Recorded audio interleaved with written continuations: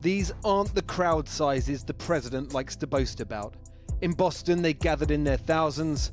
In Washington, D.C., they started arriving from early morning. Their message? No matter the policy, Trump, they say, is wrong. And last night, on his most recent economic announcement, international markets seem to agree. All right, we are getting the closing bells here in New York. The markets have lost trillions of dollars. We're looking at what, the worst week for stocks since March of 2020. Yesterday, as markets tumbled, there was no presidential press conference or address. Instead, Donald Trump was snapped arriving at the Trump International Golf Course in Florida. This morning, he took to his social media platform, declaring, "This is an economic revolution, and we will win. Hang tough. It won't be easy, but the end result will be historic." These are the most capable cars.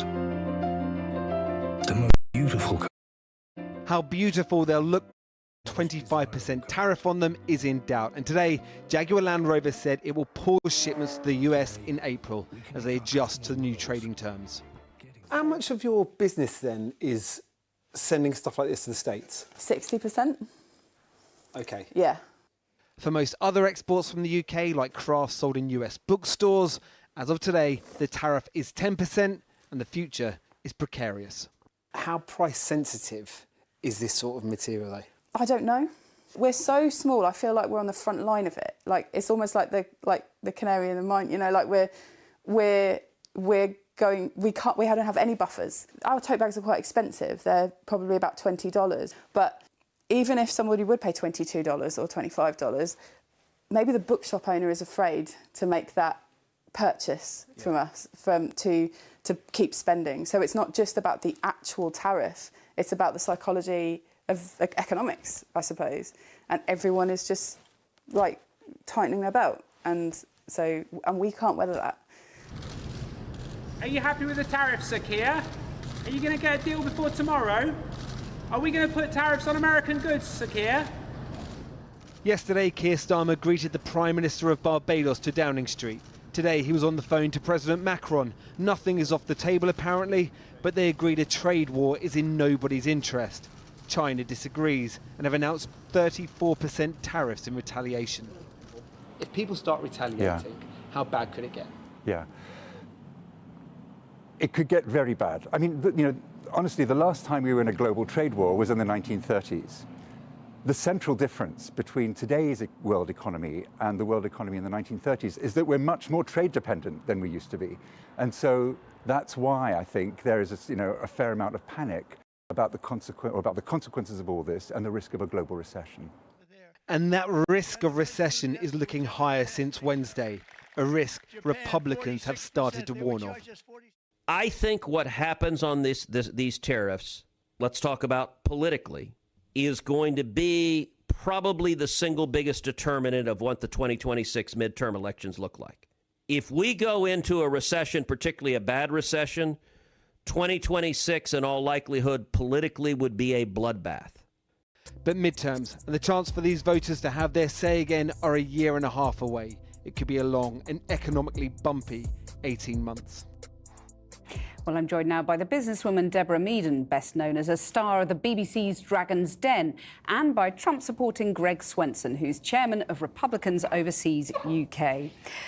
Deborah Meaden first. You've got Jaguar Land Rover there suspending shipments. How messy do you think this is all going to get for British businesses? Well, I think that's an indication of how messy it already is. I mean, JLR are suspending shipments because they're pausing. They're trying to understand what this actually means to them. And I've spent the last 2 days talking to multitudes of businesses trying to work it out too, because it's not just the tariffs. It's introduced a lot of instability. You know, it's the tariffs. It is the chaos. And if there's one thing business doesn't like, it's not knowing what the landscape is. Greg Swenson, you're a banker. Are you relishing this chaos? Are you slightly nervous of it? Well, I think the chaos is necessary. This is a major change in philosophy and policy, and it's kind of correcting some of the bad decisions that were made in the past. And in many ways, you know, this is not a trade war started by President Trump. It was in response to generations of unfair trade.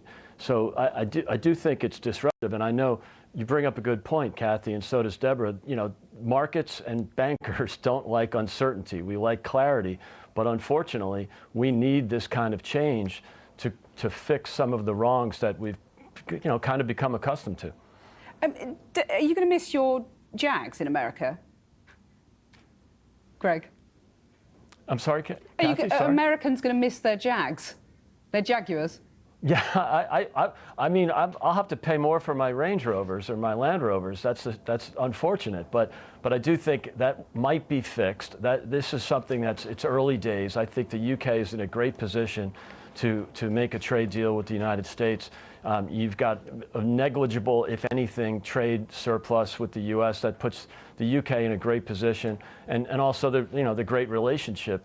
So I'm not really worried about importing Land Rovers or Jaguars to the U.S. Okay.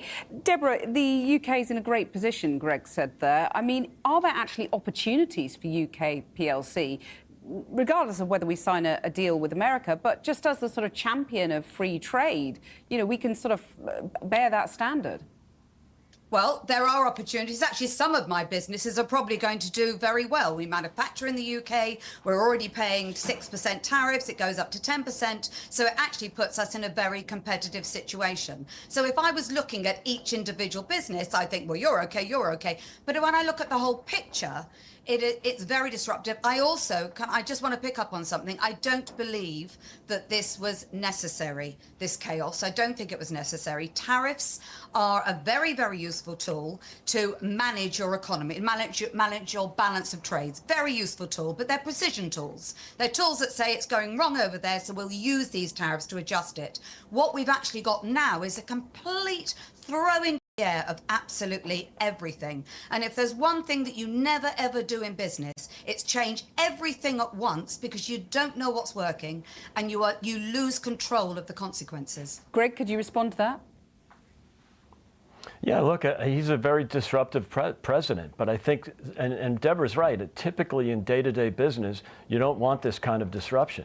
But I think we have a real problem in the U.S. right now. We have $36 trillion in debt.